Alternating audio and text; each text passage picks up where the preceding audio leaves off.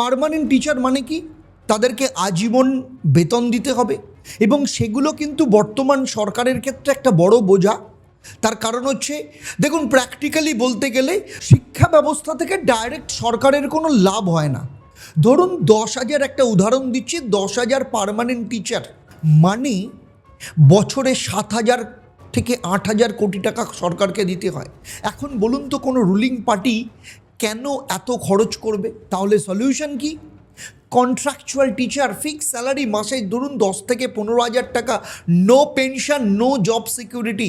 বছরে তার খরচ গভর্নমেন্টের মাত্র 1.5 থেকে 2 লাখ টাকা একজনের পেছনে।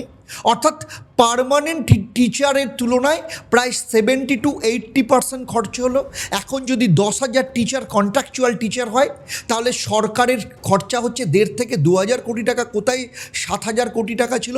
আর এই যে হাজার হাজার কোটি টাকা কোথায় যাবে? ডেভেলপমেন্টে? না, পলিটিক্যাল ইভেন্ট, পার্টি ফান্ড, নতুন ভোট ব্যাংক তৈরি করতে, বিভিন্ন রকম লক্ষ্মী ভাণ্ডার থেকে শুরু করে বিভিন্ন প্রজেক্টের মধ্য দিয়ে যেখান থেকে ডাইরেক্ট ভোট আসে।